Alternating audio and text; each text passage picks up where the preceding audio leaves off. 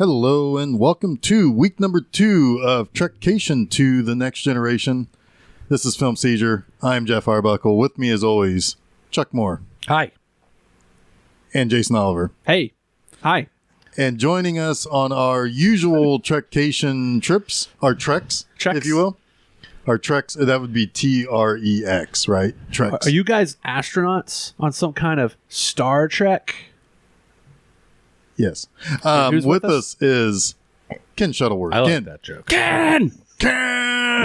All right. So we are at the crown jewel of the Next Generation movies. First Contact. Movie. It is a movie. It sure is. Unlike what's that other one we watched? Generations. Yes, this is a movie. Yes. Instantaneously, we were all much happier. Yes. It is twice the budget. About twice the budget. But yes, it has more cinematic sensibilities for sure. Yes. Yep. Yeah, starting just with the score. That's something we didn't talk about last week. Yep. Dennis McCarthy, who did the most of the incidental music and the episode by episode music for Next Generation, did the music for Generations, and it is Lackluster. Yeah, it's not even memorable. Right. No. Yeah. So this time around, we have Jerry Goldsmith, who is The man. Yeah, I mean between him and James Horner, I mean that's what you think of when you think of Star Trek music. Yep. At least in my, outside of the original theme, Most the definitely. Alexander Courage theme. I mean, it's certainly the movie music. Yeah. Yeah. Oh yeah. Yeah. Because I think this was about the time. I think Jerry Goldsmith also did the music for Voyager right before this, and it has a very similar kind of sweeping tone to it. I think he did Voyager, but yeah. So no, right out of the gate, it's like there's no stupid bottle flying through space. Well, it's this bitch and pull-out shot actually of Picard in his Starfleet uniform in like one of the Borg Alcoves. Yes. Yeah. And it's pulling out from him through From his eye. From inside out of the Borg. It's super cool. It's a great shot. And you've got that music, big music. The credits are coming in we're starting a movie here. Right. It feels exuberant. It feels cinematic. Yes. But so you mentioned the opening there. We see, Picard having a nightmare about his time as a Borg. This is really kind of more of a sequel to Best of Both Worlds episodes. It doesn't really there were other Borg episodes after that, but none of them really kind of played into much of anything other than, this was what it was, Best of Both Worlds that this was tying into. And then from here, Voyager took this version of the Borg forward from here. So, Did Voyager have a Borg on the ship? yeah, 7 of 9. That's right. Jerry Ryan. Yeah. So this is where my Star Trek knowledge starts to wane because I didn't watch Voyager. I liked Voyager. But yeah, I knew that there was a Borg character, and she showed up on the Picard show too, didn't she? Yes. Yeah. I have no Star Trek knowledge. Chuck's you should see him. He's got his arms folded. He's grimacing he's like, this movie sucked. Generations was so much better. I fucking love Generations. It's written for people like me who don't know Star Wars or Star Trek. And it had Kirk in it. This movie didn't have Kirk in it. Damn it. No Kirk. This one Star Trek movie doesn't have fucking Captain Kirk in it. Are they out of their fucking minds? Can't make a Star Trek movie without Kirk. Now that that's behind us, I hated Generation. Yeah, we all did. Yeah. Yes. I mean, I even said I liked it less than Star Trek V. Yeah, I mean, if you tuned in last week, none of us were very impressed. No, This we could barely talk about the movie in a linear fashion. No. This week, however, Yeah. I think we all are impressed. Yeah. Yeah. Yeah, this is a well-made movie. Yes. And it's a well-written movie, while it is definitely the beginning of one thing that a lot of next generation, like, big-time fans struggle with, which is the shift away from the characterizations that they know. But I'd rather have better movies than a strict Bible of this is how these characters should act. And a lot of that is focused on Picard because he is a little bit of a madman in this. He's so much more interesting in this movie than he is in Generations. Yeah. I mean, yeah, it's clearly his movie. Obviously, he's the one who's got the emotional connection to the Borg and all of that. But it never feels a little too much, and it never feels overplayed. Right. It's a pretty good consistent tone, and he grows, and all the right character things happen. Correct. And so next week we're gonna I also want to mention, I think this is technically the most successful Star Trek movie. I think financially, but not adjusted for inflation. Not counting the J.J. Abrams 3. Right. Yeah, I always forget those exist. But well, I mean, okay, we can. We're gonna have to go on another Trekation with those, aren't we? I don't know. Maybe I'll force that one. Well, I don't know. Jason didn't force the last one. It's the only other time we'll get more Leonard Nimoy, right? That's true. And That's I do true. like the first one of the JJs. Mm-hmm. Yeah. See, I do know. And Beyond those, is good too. It's okay. Yeah. It's not bad. No, this is just one of those. Yeah, it's this movie is. I mean, honestly, this movie is a little bit of a horror movie. Yeah. Because it's constantly tense. But you know something I complained about last week. Getting back to comparing it to Generations, notice every single member of the cast had something to do. Yes. Yeah. Most definitely. They weren't just there because they're there. It's like, I mean, because there were. Well, what did I say last week? Like Worf and Dr. Crusher had basically nothing to do. Right. The only person in this movie that really doesn't do a whole lot is Riker, and that's because he directed the film. Well, yeah, He was doing a lot of other things. He was doing. He was along for the ride a lot in this movie, but I think that was on purpose, not because they didn't know what to do. And Dr. Mommy doesn't do a ton either. She does a ton for you. She does do a ton for me. Well, big Beverly Crusher fan here. Dr. Mommy. Ken, what do you think about Dr. Mommy? I love Dr. Mommy. Because I don't even. Did we even introduce that you're still here? I don't. Yeah, know. we did. Okay, Yeah. I forget. I forget what happened. Yes, he did. Much like last week, I've just been sitting here going, "Yep, yep." Well, okay. Well, let's. How do you feel about Dr. Mommy?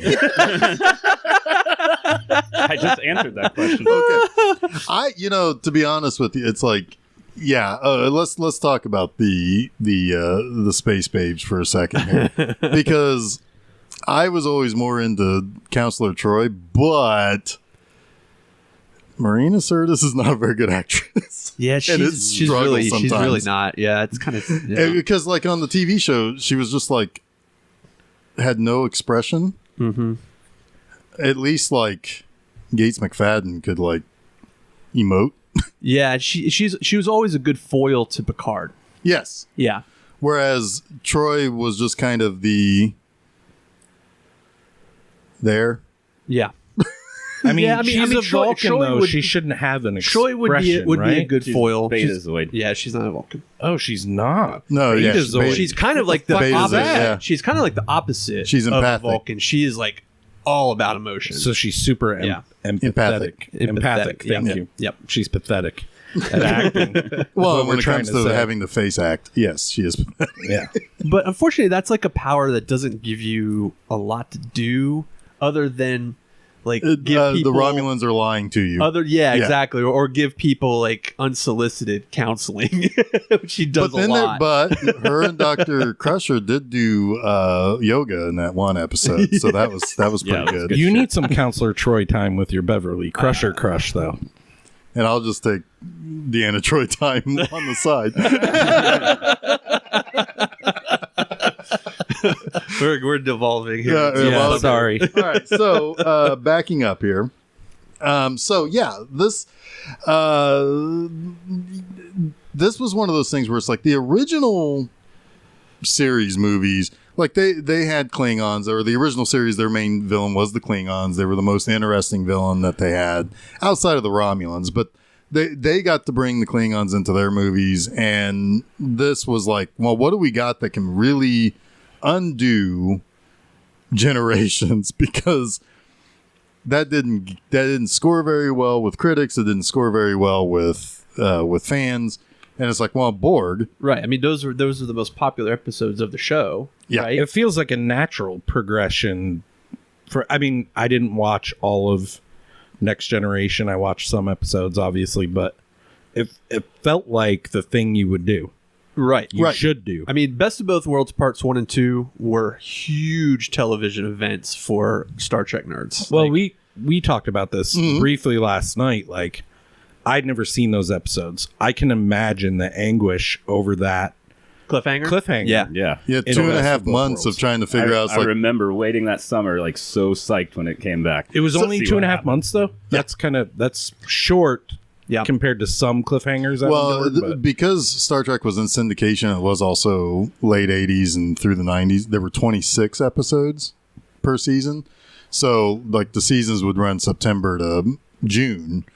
And so, like, that episode was, like, mid-June, and it came back at the end of September. Right. Okay. Oh, so I guess 3.5 months. That's still a big-ass Oh, yeah. cliffhanger. Oh, yeah, especially when you're, for me, I was, 13, 14 or so? Yeah, so it's like, I'm like chomping at the bit to find out what happens. And I was saying, Ken, to them, it's like, that whole summer, I was pretty convinced it's like, yeah, that's the end of Picard. It's going to be Captain Riker's show now. Yeah. I mean, I don't, like...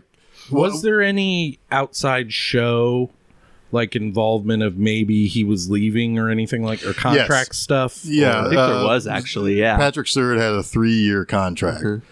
And after the first 2 seasons were a fucking disaster.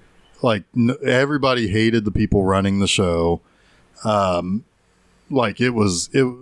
talked a little bit about this in Trekation. I don't mean to shit on Gene Roddenberry, but he was a very peculiar person. And he was a horrible control freak. And he, when he would show up on set, it was just miserable for everybody, because normally what would happen is an episode was going in one direction and then they're going to change the entirety of the episode because he didn't like something. And it was like all sorts of, like, there were just a bunch of horror stories. Nobody really, like, the actors never felt comfortable around production. And then when Roddenberry got too sick to be on set, then that was when Rick Berman took the reins and the whole thing changed at that point. And so before the end of that season, Patrick Stewart had renewed, but this episode was written. So it was kind of like, this is a backdoor if he decides not to come back. Gotcha. So, so there was a little bit of a behind the scenes purpose to really have that kind of a finale. Man, that would have been nuts if he didn't come back at all. And that was just the end. Yeah. Yeah. Like, crazy nuts. Well, and the thing is, it's like, also the first 2 seasons were just, the fans weren't really liking it. I liked it, and when I watched the episodes, it's like, I just now got to season 4, but when I was watching those episodes, it's like, this is kind of stupid. A couple of them are really bad, but it's like, I mean, when it aired live, I was, what year did it come out? 90? 87. 87 was when Next Generation started? Yeah. Oh my God. So I was only like 8. I loved it. Yeah, I mean, it was one of those things. I think I was too young to be too critical about those early. And so watching some of those, it's like, I know what I'm getting myself into, and it's kind of nostalgic like that.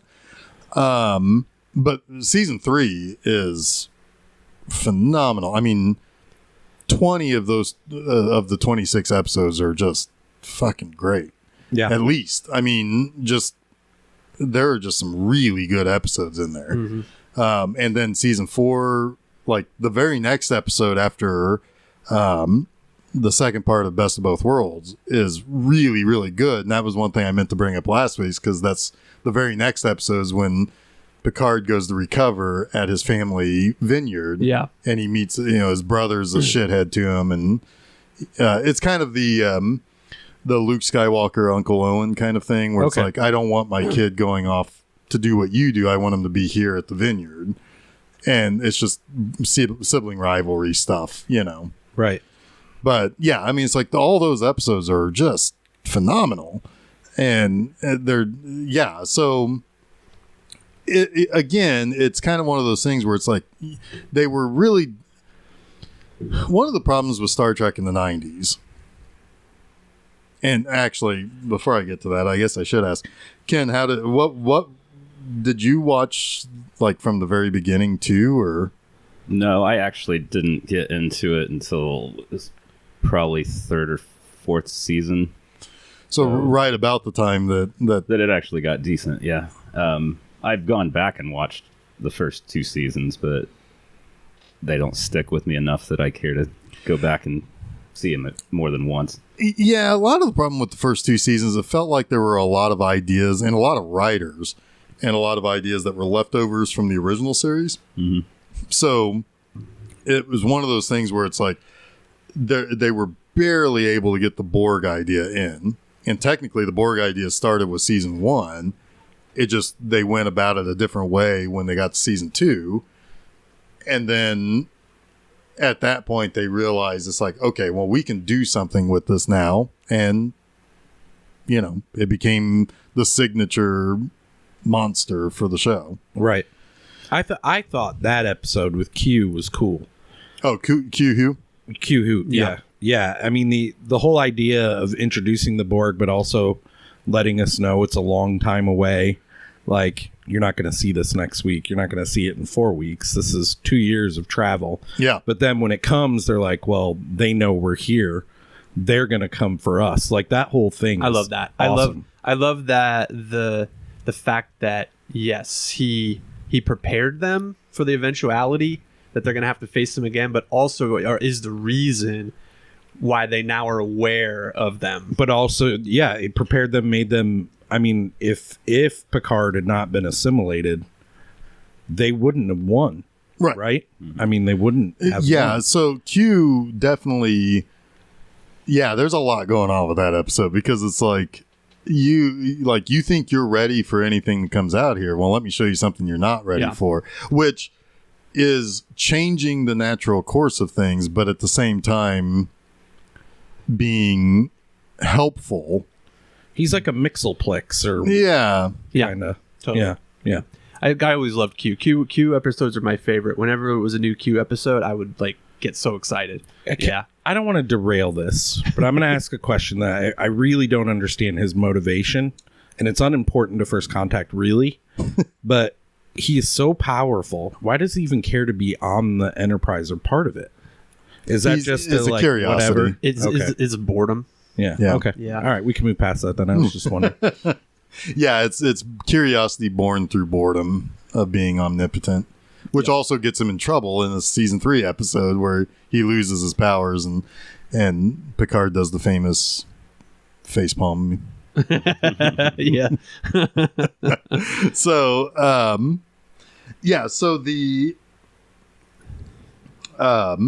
so First Contact comes along in 96. That's 25 years ago now. That's crazy. Yeah, I know. It's nuts. It looks pretty good. It does. 25-year-old movie. It does look good. Yeah. All the space battle stuff at the beginning looks awesome. Yeah, it looks awesome the way that, and we haven't gotten to this part yet, but I don't know what the Borg lady, sweaty lady is. Borg Queen? The Borg Queen, but when they put her together, it looks really good. It does. I was like, that looks seamless. It's a good effect. Mm-hmm. Yep. Yeah, she's very clammy. Whew. Yeah. Someone get her a towel. A beach towel. But you know really what? Should have one of her Borg drones that's just comes wiping by with her a off towel all the wipes time. her forehead for her. Yeah. His implants are just towels on his fingers. That's He's like The little mop heads. it's like a car wash. Yeah. And when one's dirty, he just pulls it off, and there's another one. Yeah. A new one grows out. Yeah. What's funny is though, is like I am actually pretty damn positive without having to actually see it. I'm sure there are plenty of people out there who think of Borg Queen as Borg Mommy. Oh, I'm sure. I'm sure there's lots of cosplay for it too. I imagine. Yeah. Oh, most definitely. Yeah. I mean, it is kind of weird how erotic that character is for how really gross looking she is. But she does a really good job. That actor is great. She's into it. Yeah. So she sells it for sure. Right, which is an important key because it is kind of a seduction play in part of this movie. So we, as Jason mentioned, like the pulling out through Picard's eye, seeing the huge Borg cube from the inside out, and like the endlessness of it. And Picard wakes up, decides to do the movie thing by splashing some water on his face. And he starts seeing like his skin moving around. And it's like, yeah, that's gross. And then like a little implant pops out. And then Double nightmare. And he gets a call from an admiral saying, hey, so we received reports from a base that's like it's been attacked. And like Picard's like, yeah, I already know it's the Borg. Because apparently for the last 6 years, he's been connected to the Borg the whole time. In some sort of way. Yeah, in some sort of way. It's like this sort of passive connection. He can hear or feel the Borg's actions sporadically. Yeah. And so we get a nice shot of the new Enterprise, the Enterprise E. You can't have it's pretty cool looking. Yeah, it is. Yeah, it was one of those. Funny, but it was one of those things that it's like I never loved the look of the Enterprise D because it was such a departure from. Because I'm a big fan of the movie Enterprise from the first three movies, right? And like the D was like, okay, well, it's that much more futuristic, but it's like I always felt it was like not angular enough. It was like too. I could kind of see that. Too curvy. I actually did like features of it because the A and B couldn't do a saucer separation. No, or at least we never saw it. Which that was actually a cool component, especially in like the best of both worlds. Where, it plays into the whole like strategy. Yeah. First time I ever saw that, I was like, oh shit, that's cool. Yeah. Oh, they liked that so much. It was in the very first episode. Yep. It's like the run away from Q. It's like, you separate the saucer. That's a good point on the saucer separation too, because they use the fact that Picard knows everything there is to know. They use that kind of against the Borg. They kind of like, well, you think we're going to do this because that was the plan, but they subvert it. And I always like that. Like that's what makes the Borg a really compelling villain, because it's a little bit like chess to defeat the Borg. You've got to think ahead. You've got to change your tactics. You're always having to adapt like they're adapting, right? And that creates a lot of tension. It creates a lot of there's really, really interesting story beats. There's a lot of creative things you can do with that. You basically have to trap them. Yeah. Like you said, like you do with chess. If you play someone a couple times, they start to understand your moves, then you switch it on them. Yeah. Yep. Well, they had already, the fact that they assimilate Picard, learn all their moves, right? They don't have to, it's the first time they play them, but they know we can subvert this on them. And Picard kind of does that in First Contact a little bit. But. They read his OSHA poster. Yes, they did. That actually wasn't the Borg. That was the crazy sisters.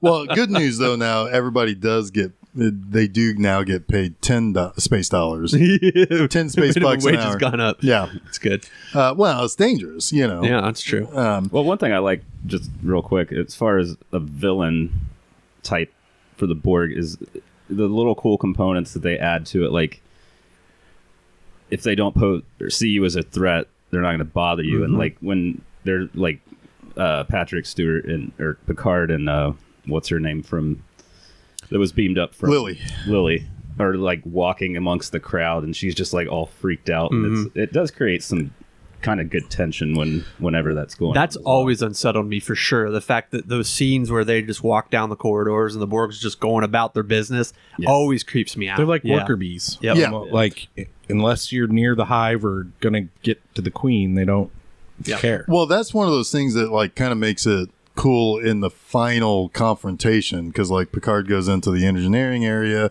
and he walks by the one who like turns and looks at him like as he's like disappearing off frame, and then later you see him following, and he's just making sure, but he's not getting in the way because you're not in the way, but he's ready. Right. And it's like it's those types of things that it's like.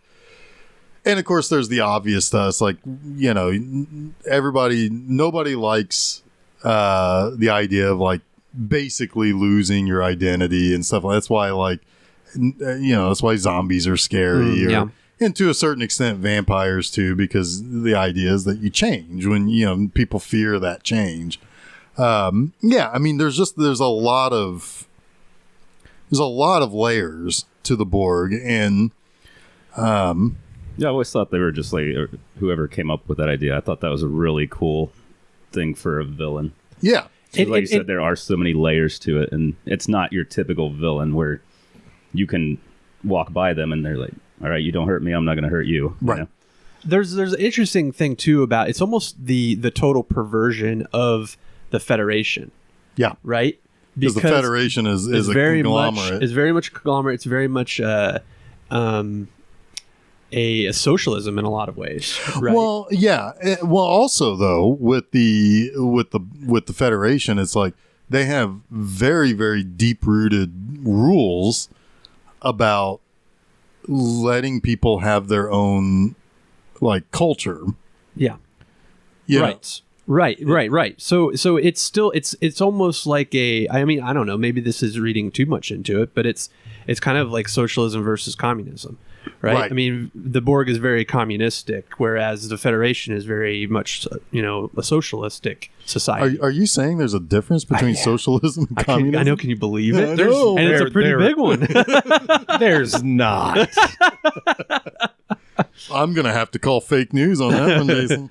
But it's funny, too. Sorry, no, you're fine. I was just going to finish my point real quick about because that is brought up in this movie with Lily's character. She's learning all about what this Federation is, and then Picard is talking to her about the fact that there's really no concept of money anymore, and you get that again in this episode, and it's sort of you get the manifesto of Gene Roddenberry's vision from Picard, and when it explaining essentially what Star Trek is about to Lily, and I think that's cool. And then you have that juxtaposed against the Borg, right? Which is that kind of concept, but taken to these very dangerous extremes. We will erase individuality. Right. You will become one.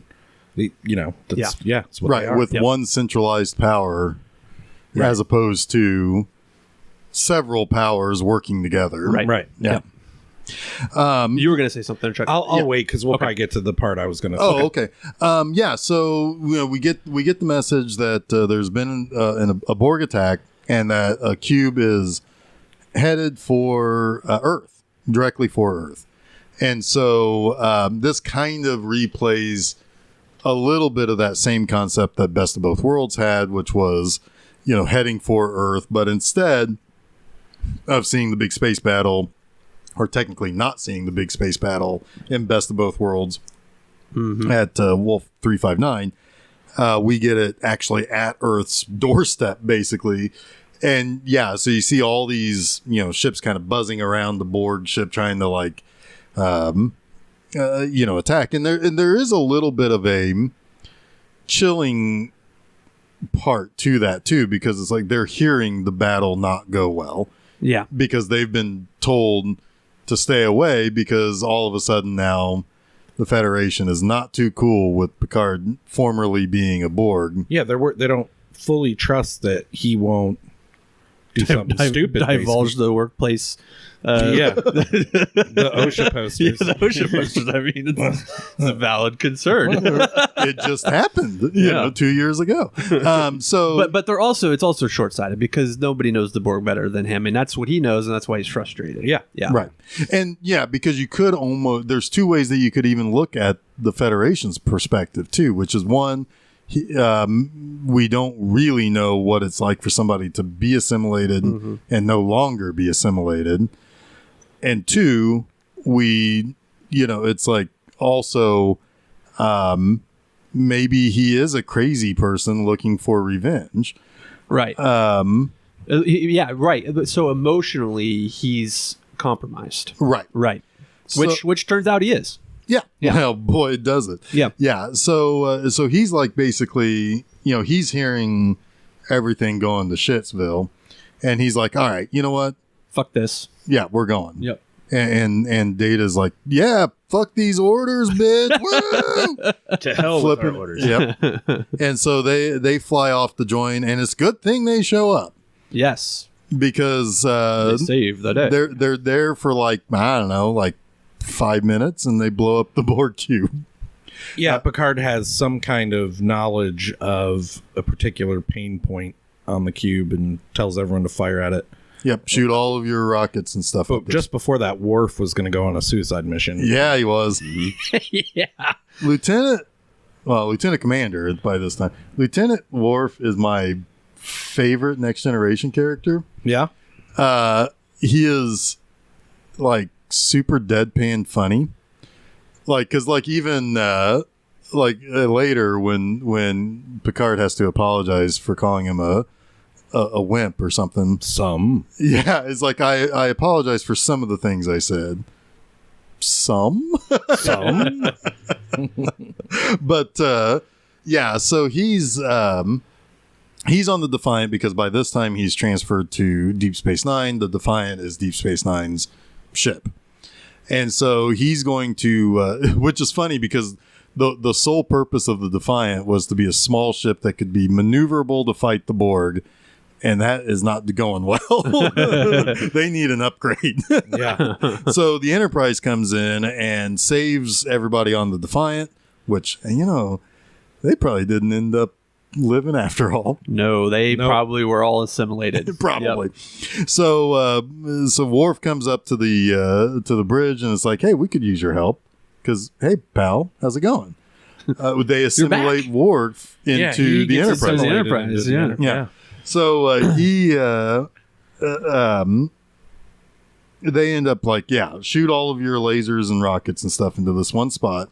And it blows up the cube, but a little tiny baby Borg ship comes out. Baby Borg. Little sphere. His little Borg sphere, yeah. And it creates a temporal, I don't know. A portal. Yeah. It's like they're going to travel in time. And the Enterprise follows it. And as they're in this kind of time tunnel thing, they see Earth is all like copper colored now. And it's like full of methane.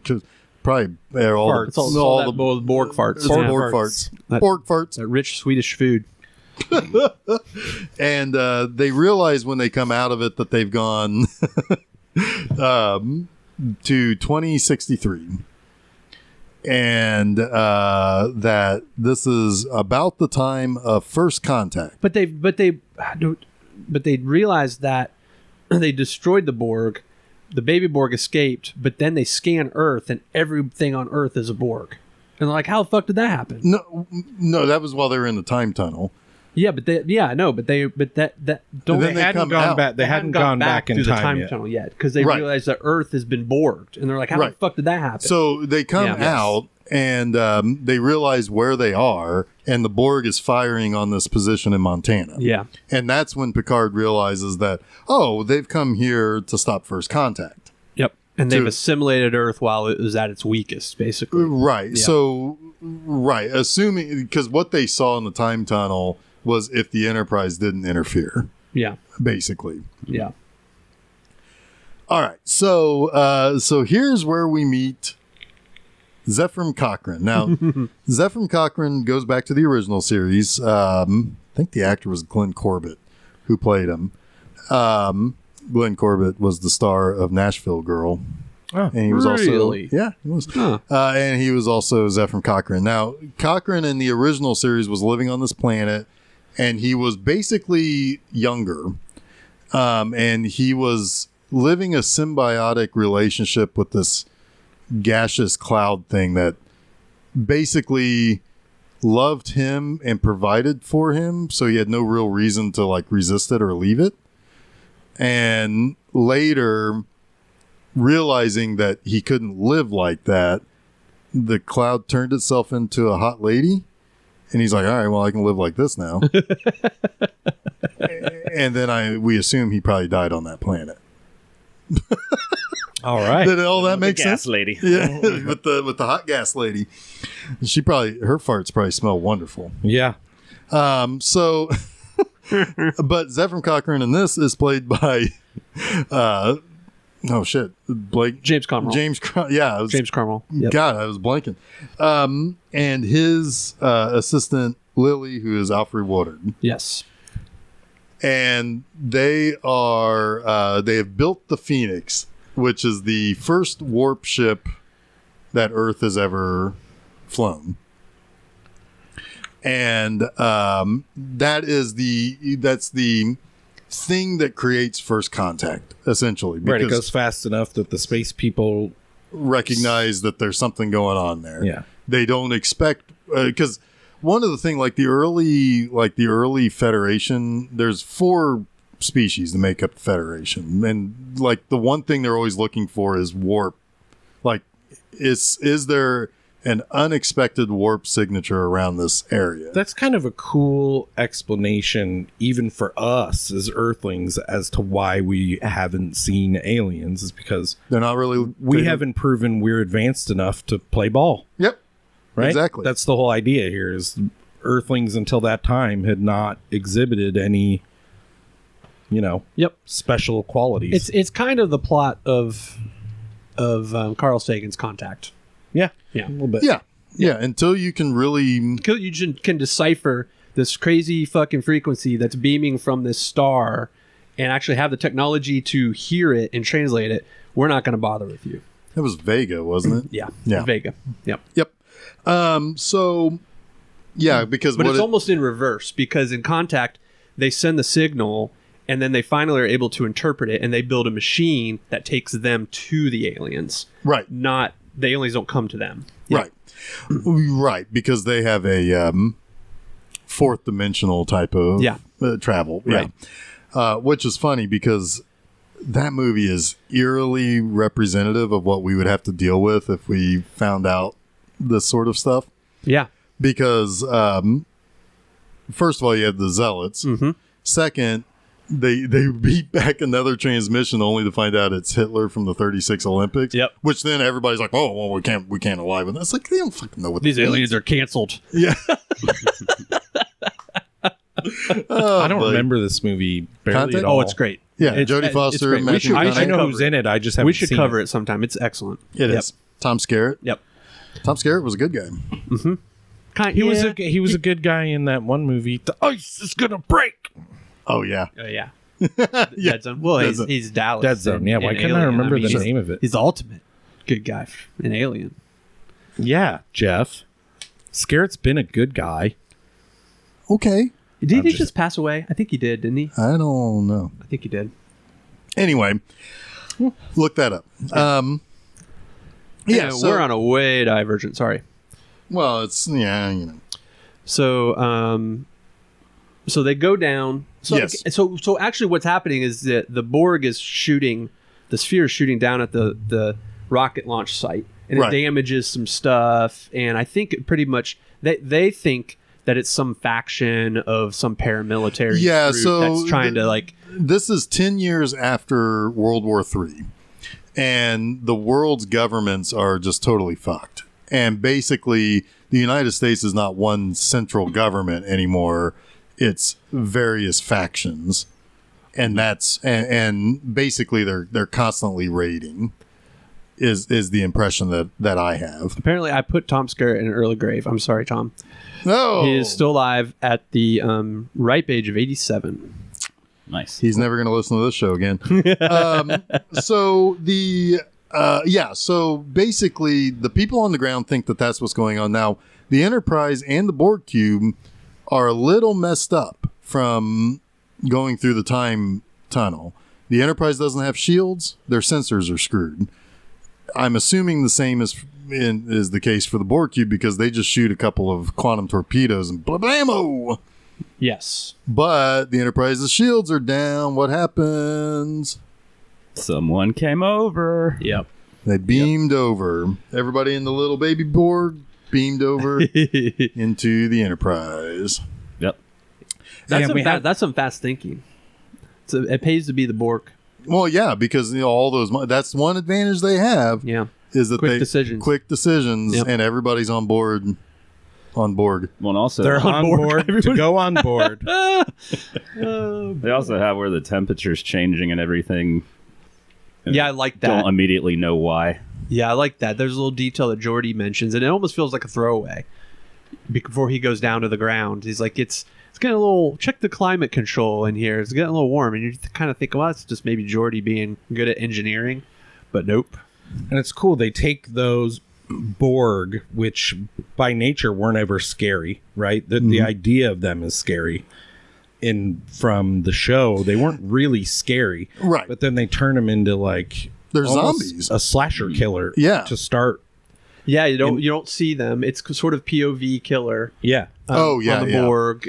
It is very much treated like a slasher. You have the classic, scene of the person looking up or looking back around and the expression and then you hear of them fear, scream and then the cutaway. Yeah. Yeah, and then updating their look to make them look slimy and clammy and veiny. They're very they've got a bad case of necrosis. Yeah. Because really, and so that and was the TV show. They were just kind of pale. right. And the idea was that things were applied to them. Now these Borgs have things coming out of them. Yeah. So there is a change in assimilation. I don't know if they actually explained that on Voyager or not. I don't remember. But certainly Voyager follows this mode. Yeah. And so, yeah, whereas because when Picard was assimilated in Best of Both Worlds, they just basically did operation on him and pulled the stuff out and he was fine. Yeah, they had those little Band-Aids on his head at the end of that, the second part. Yeah, you're right. This new assimilation tactic feels almost more viral. Yeah, and it seems like it kills the host while leeching off of them. Yeah. Yeah. Yeah. Because, like, Picard's like, yeah, by the way, just kill whoever gets assimilated. There's no coming back for them. Which if I were one of the guys in the back... It feels a little callous because, like, well, you came back. Yeah, I would have been like, but sir, you came back. Yeah, totally. It's like if Steve gets assimilated, I don't want to shoot Steve. Steve's not important. So now we have a breakup of the crew because Picard and Data go back to the ship when they realize that there's Picard, Crusher, and Data go back to the ship when they realize that there's a problem with the thing, and Crusher has to take Lily, who has radiation poisoning. Yeah. So that's right, because she got radiation poisoning in the damage to the Phoenix. The ship. Yeah. So you have everybody kind of split up now. You have they had to inoculate themselves too because they were all exposed as well. Exactly. Yep. So you have Crusher, Picard, Data, Worf, and new guy Hawk. Don't worry about getting to know him very well. No, but he's a famous face. I can always forget that. Neil guy's McDonough? name. Yes, thank you. This was one of his first movies, I Yeah, think. it had to be. Yeah, he was young in it. Yeah. They're all on the ship dealing with the Borg situation. Riker, Troy, Geordi, and Lieutenant Barclay, the last guy you want dealing with history-changing things, is on the planet, helping Cochrane. Trying to find Cochrane. Well, trying to find him first. And then second, trying to fix they have to fix the Phoenix. Right. Because they have 12 hours. Right. And another movie with 12-hour time frame. Exactly. Mm-hmm. Yeah. So they so now you have this really, really, really helps because you have the people on Earth are kind of blissfully unaware of the shit that they're having to deal with up. Like, maybe one of Picard's best buddies, or maybe the piece of ass he's screwing right now got assimilated, and he's going to come back and find out. It's like, oh, Steve got assimilated. Whoa. And they had to kill him. Poor Steve. Poor Steve. Moment of silence for Steve. Yeah. Silence for Steve Pour the one Borg. out for your homie, Steve. He's been borged. I'm sorry. I got really attached to Steve. I didn't want him to become a Borg. Anyway, so meanwhile, while everybody on the planet are having to deal, because they do end up finding Cochrane. Actually, Troy finds Cochrane. She gets hammered on drunk. something called tequila. She's an alien. Yeah. She doesn't know what tequila is. Something called tequila. Drunk Troy is kind of funny though, because it's bad drunk acting. Yeah. It's just tired. It's just she tired. just seems tired. Yeah. And you have Riker just laughing at her the whole time. Yeah, it's like, yeah. So Riker has to deal with Cochrane, who is a drunk and kind of a asshole. But also everybody wants to talk to Cochrane about how great he is, which is not probably helping. No. But it's a funny look at historical figures and how we put them on a pedestal and Right. what they probably really were. Well, literally, Geordi tells them about the statue. Yeah. So they do put him on a pedestal. Yeah. We erase all of the negativity about a lot of past figures that accomplished something. Little did they know that Zephyr Cochrane owned 12 slaves. Probably. Probably. Tear that shit down. Anyway. So, so now, and meanwhile, back on the ship, as the Borg are starting to attack and starting to take over levels, we get a cameo by the EMH doctor from Voyager, Robert Picardo. Yep. Because Crusher has taken Lily back to the ship to treat her for radiation poisoning. She then, while she's doing that, she's supposed to keep her asleep because Prime Directive, which everybody on the ground is just throwing that book out the window. And the Borg start to break through sickbay. So she has Robert Picardo basically distract the Borg. And he doesn't know how because he's a doctor, not a doorstop. Right. Right. I love that cameo. It's Yeah. really funny. I don't even know Voyager that well, but I know that character, and it's obviously Robert Picardo who has graced his presence on this podcast numerous times. So it's Not as an actual guest. yes, yeah. We're tight with Robert Picardo. We're talking about, Wait, what? When he's did on that all happen? the time. No, he's Gremlins. Gremlins and Total Recall. He's the cab driver, Yeah. Oh yeah. the buddy cab. Yeah. So and oh, by the way, funny side story. There is a second EMH that shows up at one point in Voyager on a different ship, and it's Andy Dick. No way. Yep. Oh, That's- my I God. think I remember that. That might be Yeah. too much, but I'd watch it. He was on the Equinox. Yeah, I think it was the Equinox. Anyway, I like the story behind that too. Is he kind of fought for the cameo? Picardo did. He's like, well, they'd have the same technology. You know, why wouldn't I be on the ship? And then they're like, oh, okay, cool. yeah, I'm going to be in a movie. and he delivers the Doc McCoy line. Yep. Yep. And he also says that he hears that Borg implants cause skin irritation. Yeah. Yeah. You want an analgesic? So, so now Lily breaks off from this, intercepts Picard, who's also escaping because, Picard has sent Data and Worf and a group of people to deal with the Borg. And when things get, when they've adapted, there's a couple of yellow shirts who have to get assimilated Right. before they can escape. And so now Picard and Lily kind of start to have a friendship after a tense start because Lily doesn't know where she's at, and she thinks that, she's being held captive. She's been abducted by whatever faction. Right. And I do like how he tries to speak to her in her terms, where it's like, there's a new faction and they don't want you to do the thing, and she's like, bullshit. Where am I? Yeah. Who are you? Yeah. Yeah. But he eventually wins her trust, and they have to get back to the bridge where everybody has basically gone back, where all the officers are, while all the lower guys are getting destroyed. Yeah, they're getting borged. Yeah. If you're not on the planet helping, I'd be like, can I go and help fix the Phoenix? I volunteer to go down to the I planet. want to go to the fun place where fun things are happening. Right. Where there's this thing called tequila. I mean, Barkley got to go. Right?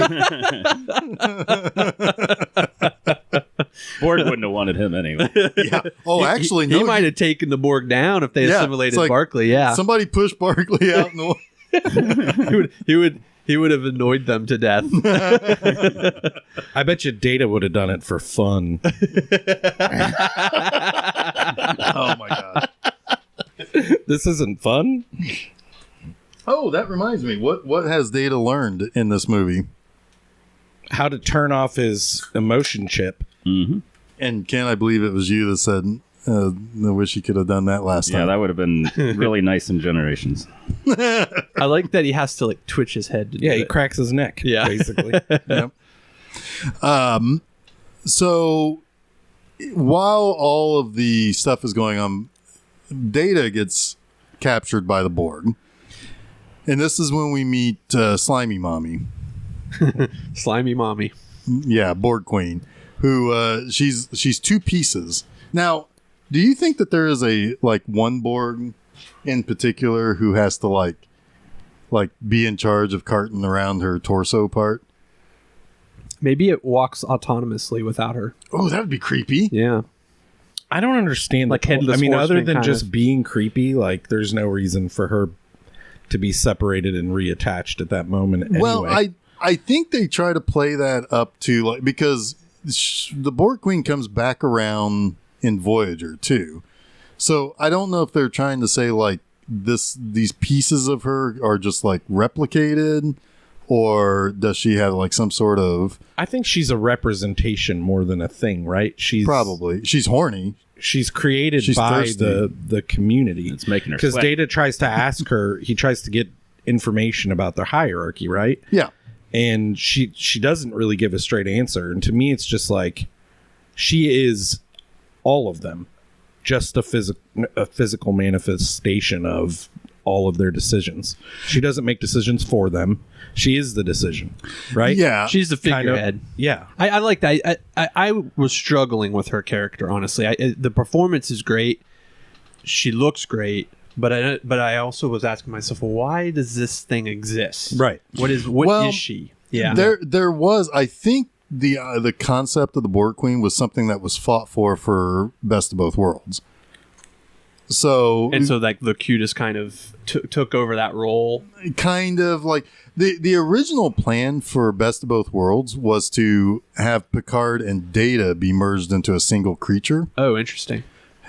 By way of the Borg. Would they be a buttless Picada? Yes.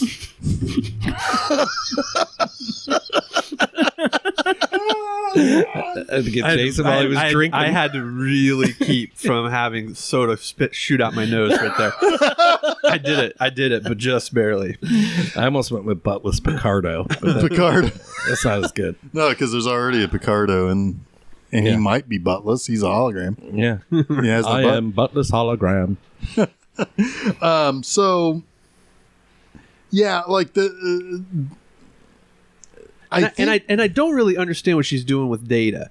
She's seducing Data to become part of the Borg by promising to make him more human, but also while kind of denigrating that as a non-worthy goal. Okay, so my impression of this is she wants full control of the Enterprise. To get that, she has to get Data. or she Sure. assumes that she has to get data. Yeah, I understand Her end goal, I understand her end goal. I Right. don't understand her method. her method where data is concerned. Well, I Yeah. think what ends up because a couple of things, I think she is technically a flaw in the Borg perfection, because like even Data, I think even calls that out Yeah. in so many words. Like basically, it's like you're irrationally part of this whole thing. But I think what she's ultimately doing is because like one, she thinks humans are bad, right? Like she thinks they're imperfect creatures. Data wants to be that, but she wants to also kind of make him like the perfect combination of Man and machine. Man and machine. Well, that makes him a Borg too, right? I mean, Well, that's the whole technically it thing. would. Is she's changing him into a Borg? Technically, yes, but the idea is like, because that's the other thing. It's like Picard also is like, you wanted me to give myself freely. Well, she's found something that she could technically seduce Yeah. by giving Data something he truly, because And forcing his emotion chip to be on, right. right? It's a little a little steamy. It gets a little steamy. They have It that does. makeout scene, and And it's I wouldn't say it's sexy, but there's something very erotic about that scene. Like it, it works. it's erotic in the sense that Hellraiser is. Yeah. You Yeah. know, it's like that's a great gross point. and scary and terrible, Yeah. but there is a But highly sexual. yes. Yep. Yeah. we just had another moment of silence for Steve. All pauses in this episode are dedicated to Steve. Steve got Borged into fucking Borg. Miss you, Steve. Anyway, so So where are we? yeah, so basically she's seducing Data. Meanwhile, Picard is starting to become more and more frustrated. The Borg are a little bit are he is either not able to keep up with them or is falling behind because he's becoming obsessed with defeating them. Because they try to like set up the thing on the deflector dish that they have to shoot off of it. That's a whole action sequence that's in slow motion, but also still tense, which is surprising. Well, yeah, it's another one of those scenes where the Borg are like, "We don't give a shit what you're doing," Until we think there is something that and you're doing. that's an imperfection in them Totally. as well. Because they're not really They don't recognize threat. anticipating. They have no anticipation of threat, only recognition Reaction. of threat. Only reaction Yeah. and then adaption. Yes. Yes. Yep. So that makes them really shitty chess players, honestly. Yeah, Yeah. it does. You're always on the defensive, almost. Yep. But at the same time, But there's a relentlessness to them. yes, because like, I think that was even something that was a Guinan that's like they won't stop. Yeah. Yeah, Yeah. Can't stop, won't stop. that's right. It's the Borg motto. Yeah. Party animals. Party animals, those Borgs. Yeah. So the and like he is, you know, he loses crew members, but he doesn't seem to really care. He's singularly focused on killing these Borgs as a statement, but also as a like it's his duty. Yeah. Well, he calls it like he has an argument with Lily, and I don't know if we're to this point yet, but I'm gonna make us there. The argument with Lily where he's like, we keep going backwards. They come, we step back. So he's hiding behind this idea that we must make a stand. I am going to draw the line here, right? Yeah. And then she calls him Captain Ahab, which is an interesting callback. It really is. To Wrath of Khan. Yep. Showing Picard as the Khan character. Yep. Or the Ken character. Ken. And that's like a really good. That whole scene is really good because It is. he has a moment where he denigrates Worf, right? Yep. Which calls is- him a coward. Yeah. Which is Yeah. no bueno to do to a Klingon. Well, yeah, and Worf says, if you were any other man, I'd kill you where you stand. Yeah. Yeah. That's like powerful stuff Yeah. in this movie because you believe it. Right. You're like, yeah, he'd eviscerate anyone that wasn't Picard. Well, that Borg stepped up on him and he fucking was carrying a bigger sword. Oh man, that's so great when he pulls his Klingon weapon. Where is that? What's that called? Oh, it's not the one you think It's not it the is. it's not the not the big staff bat'leth. one. No. Yeah, Yeah. but it's something else. Yeah, I guess I skipped past that. The Borg were going to send a communication to the other Borg. In that time frame. Yes, in the future time frame. No, right? Oh, current in that time frame yeah. to come and get him and bring help basically. But they have a slow-mo battle and win. Right, and it slices Worf's suit open, so he takes the guy's arm that he chopped off. It's and ties it. hilarious. It's The so arm great. is just flapping there the whole time. It's so good. Like that wouldn't really work, No, but It's really badass. pretty funny. Yeah. the rest of his leg was exposed to whatever that bullshit was. The atmosphere, right? He The cut lack it. thereof Yeah, atmosphere. I guess I don't know. I guess as long as it doesn't get to your mouth, you're okay. It just wouldn't create a seal. No, Yeah. No way. Well, if he ties it above the hole, there would be a seal. a seal. I don't know about a seal. I think some would seep through, but maybe not enough. I mean, in a It might vacuum, slow. Yeah, It could slow down it the could slow decompression. down potentially, but yikes. Well, I mean, either which way, it's badass. it's Yeah. super cool. I'm glad they did it, regardless of whether it's scientific. yeah, that arm's just like hey. So another thing where you allow some bullshit in a good movie, Exactly. where you This couldn't movie allow is- it in. Yeah. This movie's loaded with some things where you could say, but well, what about? But this is a really good movie. It keeps chugging on, so you just Yeah. let it go. Yeah. It's like whatever. It's Star Trek. Yeah. You're right. Yeah. It's like I've seen a lot stupider things on good episodes. So Mm-hmm. I can't shit on this. So Lily gets through to Picard. Yeah. Ultimately, he realizes that he is endangering those around him. So he decides to initiate self-destruct, get everybody off the ship. I don't think it was her. I think it was because he broke his toys. Well, yeah. And then he was like, "Oh, now I have a problem." Yeah. It was his rock bottom. Yeah. Destroying his toys. Yep. Yeah. I thought Ken was His little serious ships. at first. Or are you serious? No. Okay. It's like when you get drunk and you accidentally like break something, and the next morning you're like, "Fuck, I broke that." Or when you lose your sunglasses, like I did last night. That's never. None of that has ever happened to me. I'm like the perfection that is the Borg. I don't ever break stuff on accident when I'm drunk. So let me tell you guys a story because this is funny. I have a fan that stands on two legs, right? And I broke the base of it. So for the longest time, I had this fan leaning against my end table so I could use it for bed. Stephanie got me a brand new fan.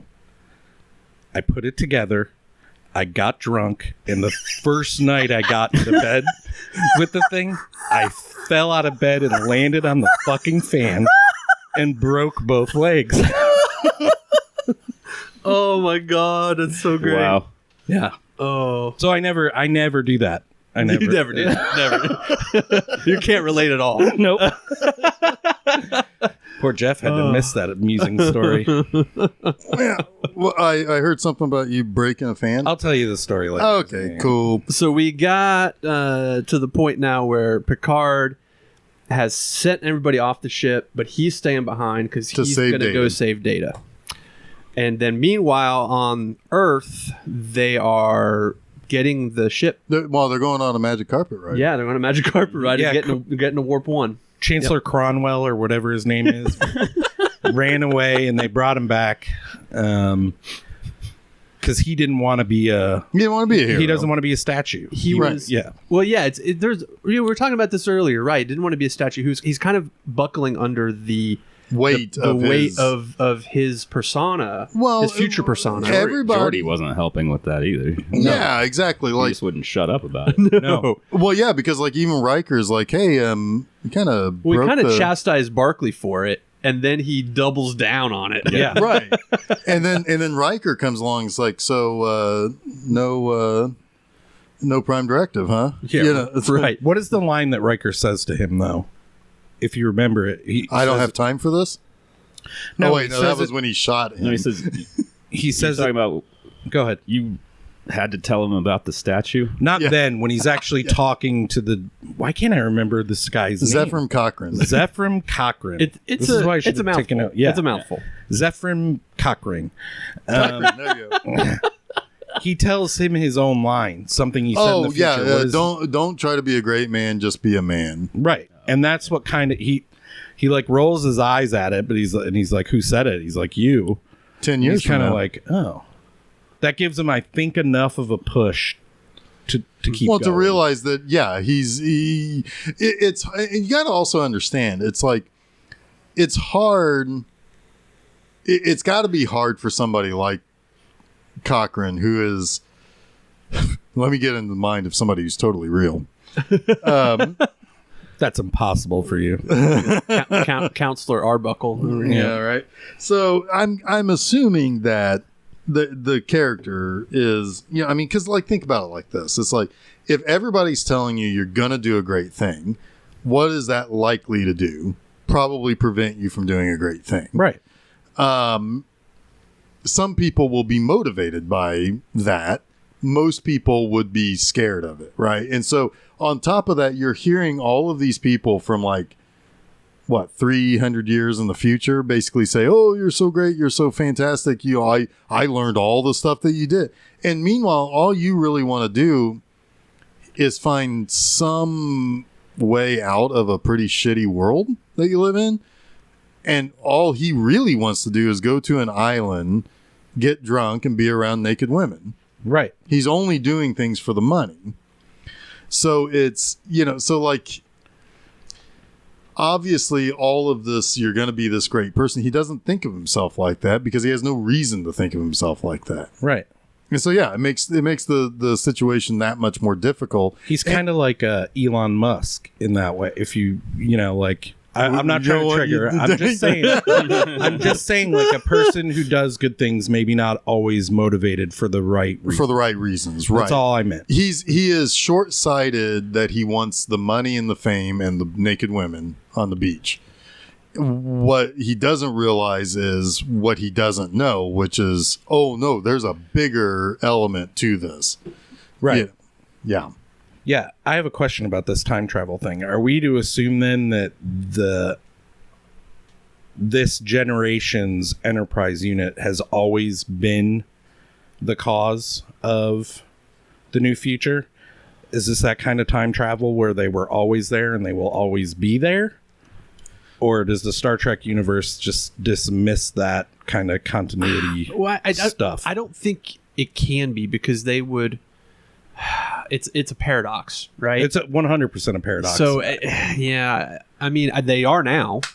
I mean, for all intents and purposes, like, that's the new version of what happened. Like, I could see someone seeing a picture of them in the future, kind of like Back to the Future, right? Where Picard is in the and background. I don't know what they've done with that character storyline since in other shows. If anybody knows, I think he's been brought up in Discovery, and he certainly was brought up a lot in Enterprise, at least early on. Mm-hmm. So yeah, I don't know. I mean, I could see them being able to write a lot of like multiple timeline kind of story. Well, if you think of it, right? Yeah. The J.J. Abrams Star Trek is part of a weirdo timeline creation. It's right, because Spock is from his own universe in it. Yeah, because it's like he creates the black hole that sends them back in time. So that's a divergent timeline. Yeah, that's kind of how I read the whole thing they were saying in this episode or in this movie when they were protected by whatever temporal blah blah blah. I'm like, it's just an alternate universe. Yeah, right.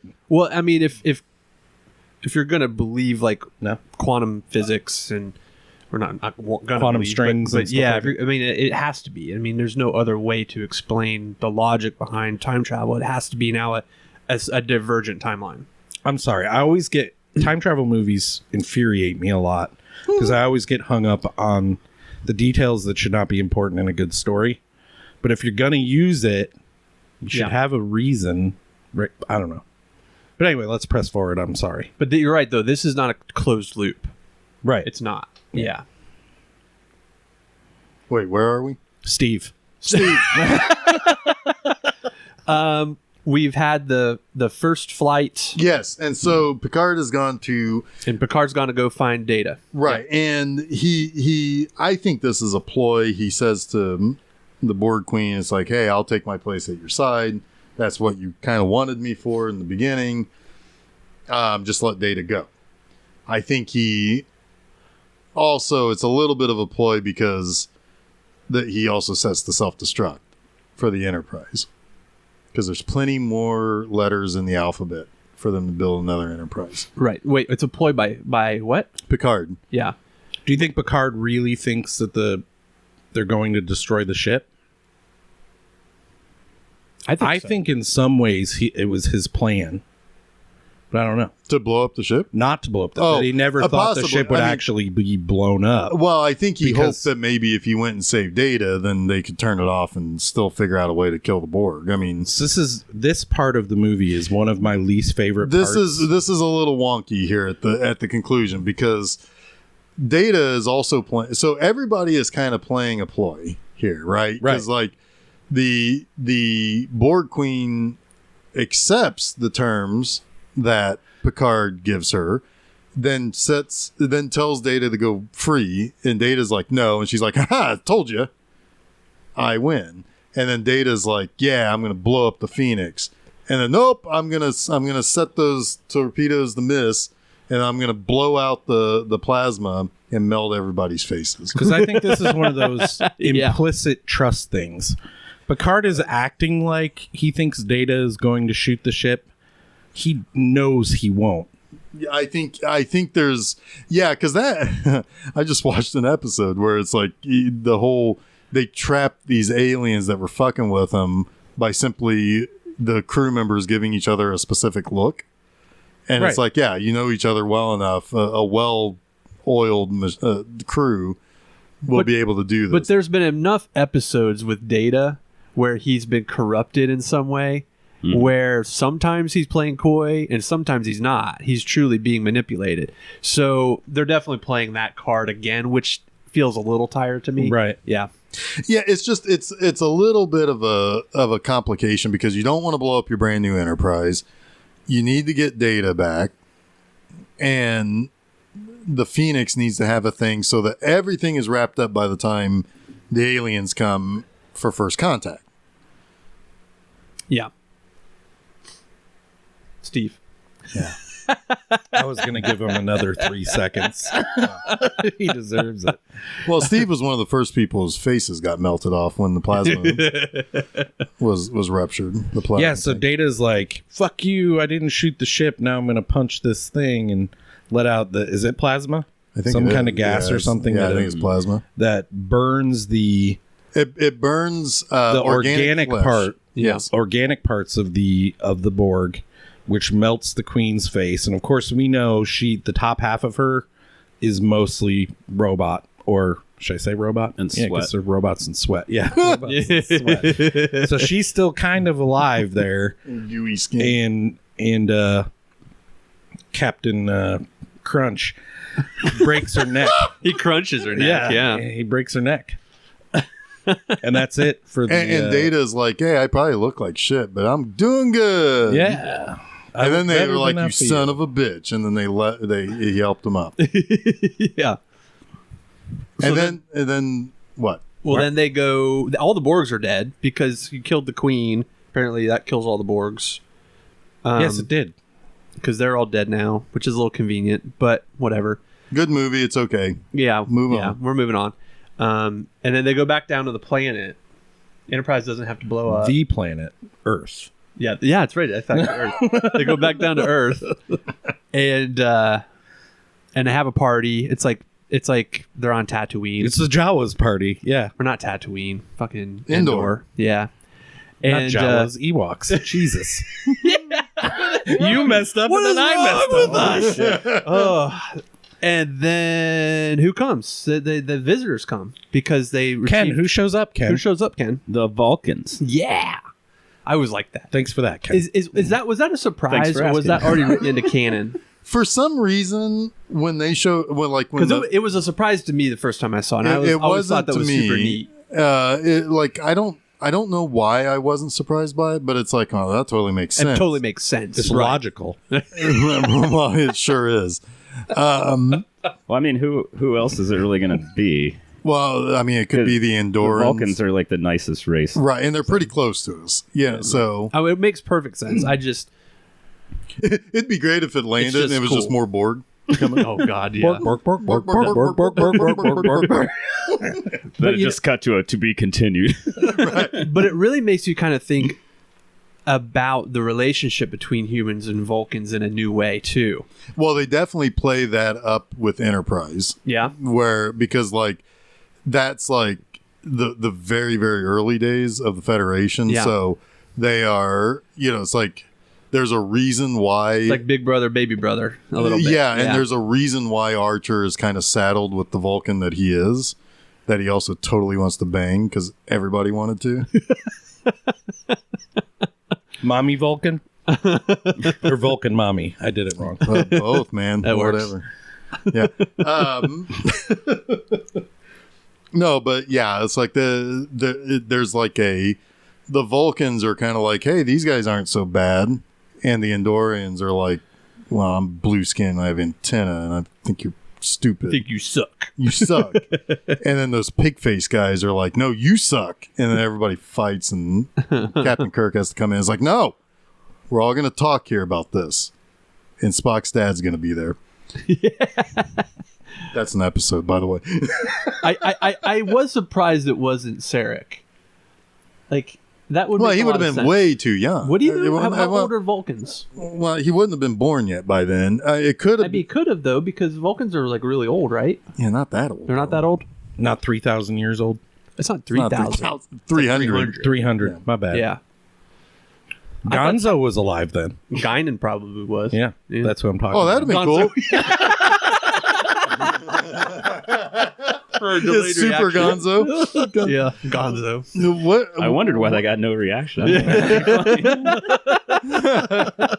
I was waiting for a Gonzo reference. Well, what if Guinan had come? That would have been cool because then Picard would have been like, I can't say anything. That actually would have been cool. Yeah. Huh. Especially since she was hadn't been she was released asked not yet. to be on the movie. She hadn't been released yet, though. She was still in She that was still in other... Nexus.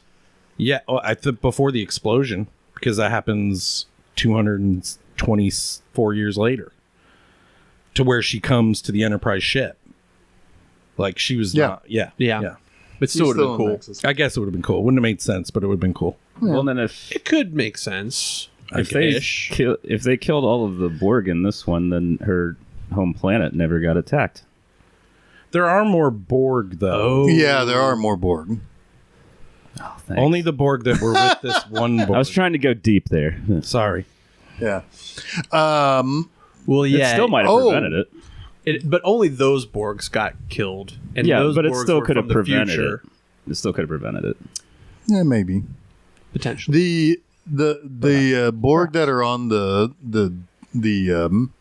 Enterprise? dish, Yeah. or it was either the dish or the baby Borg ship, the Sphere. A couple of them crash land in like the Arctic or the Antarctic, and they're in an episode of Enterprise. Oh, okay.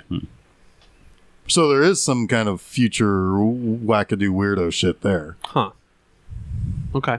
which could, I mean, that's one way. All right, I'm putting my nerd hat on here.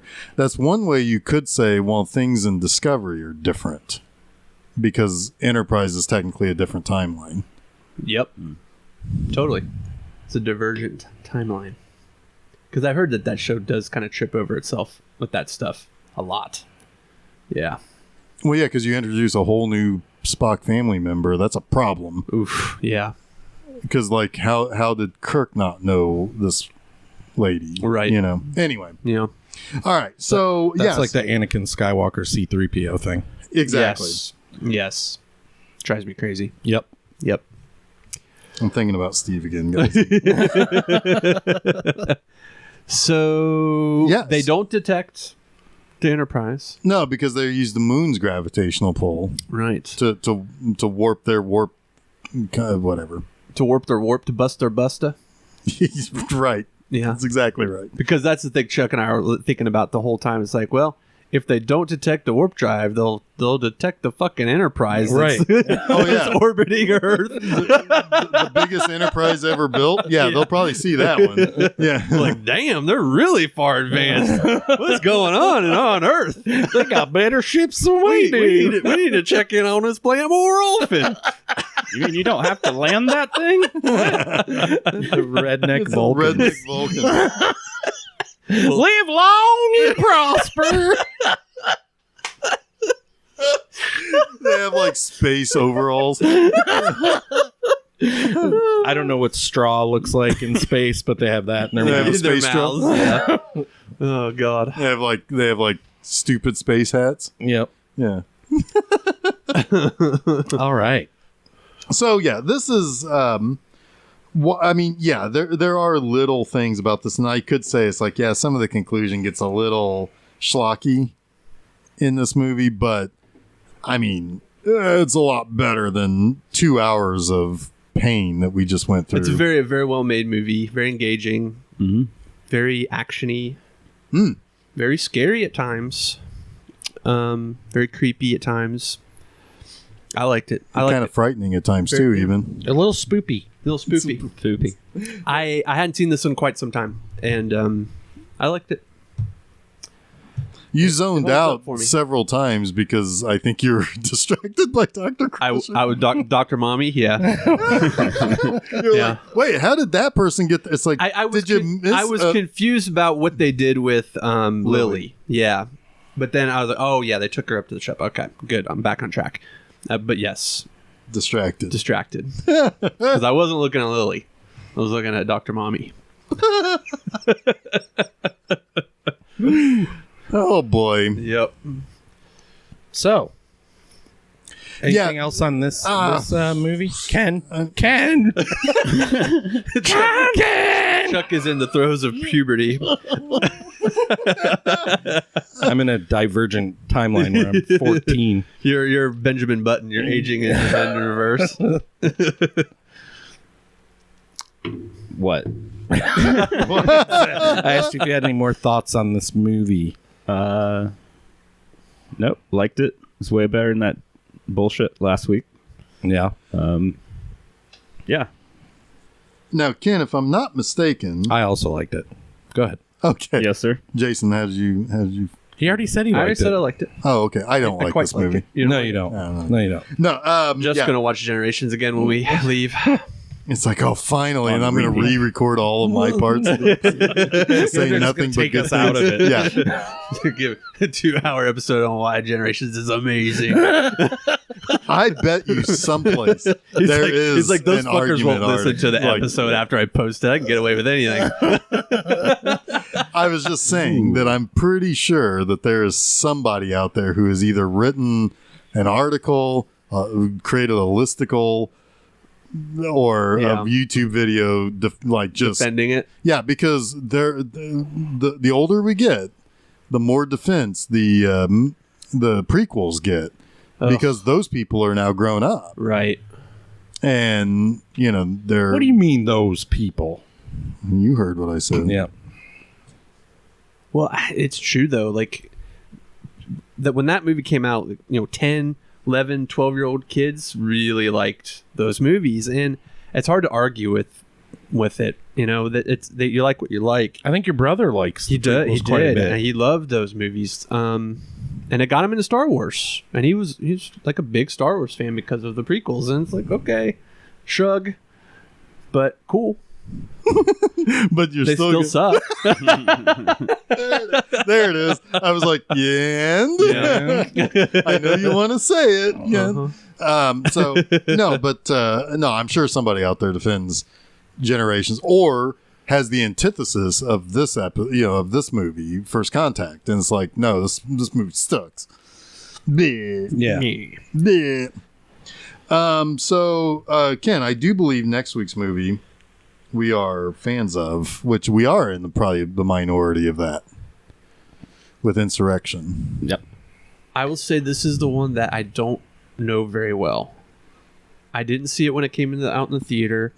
It took me a long time before I ever watched it on DVD.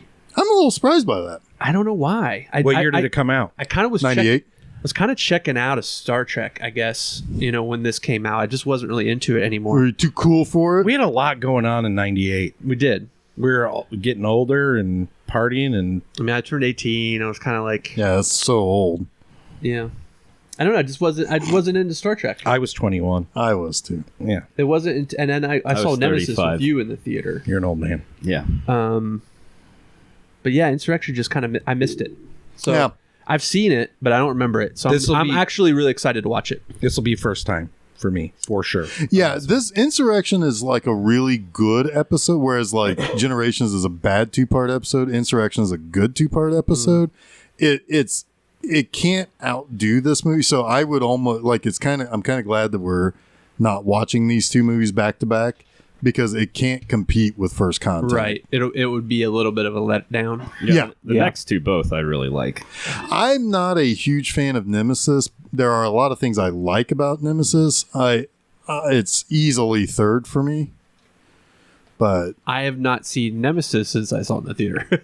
well, you watched some of it. I You did watch some of it. Yeah, because I yeah. was watching. I've seen bits and pieces of it since. It blows my mind that Tom Hardy is in that movie. Yeah, We'll talk about that a lot. Teeny tiny baby Tom Hardy. I'm sure we'll talk quite a bit about that. But yeah, that's our next 2 weeks. There's actually a really, really sad story about Tom Hardy and Nemesis. We'll save it. We'll save it. Save it. It's a good hook. It's a good hook. So come back in 2 weeks for that. Next week, come back for Insurrection. That is, like I said, it's not a super exciting Star Trek movie, but a pretty solid Entry. Yeah, I would say it's one of the better odd numbered movies in the series. Oh, we should mention that this is Jonathan Frakes' first Star Trek movie that he directed. Yes, he directs the next one too. Mm-hmm. He had directed several episodes as far back. I think it's season 2. Mm-hmm. He's That really helps the overall cohesiveness of the movie also. Well, I think it's also good for people to say, if they've been interacting with those characters, they'd say that's not what that character would do. And able to understand that. Correct. So. Yep. All right. So that is next Wednesday. We have episode 181, Star Trek Insurrection. You can catch that at filmseizure.com. Also on Monday next week is a new episode of Monster Mondays. It is Westworld. Nice. Both Monster Mondays and Film Seizure can be found not only on filmseizure.com, but also the places where we have podcasts that can be listened to, like SoundCloud, Spotify, TuneIn, Apple Podcast, Google Podcast, Stitcher, Audible. And then you can also go to our YouTube channel and find that stuff there. And then on Fridays, bmovieanima.com is where you can read new articles by me. This upcoming Friday is The Beast in Heat. Ooh. That's all I'll say about that.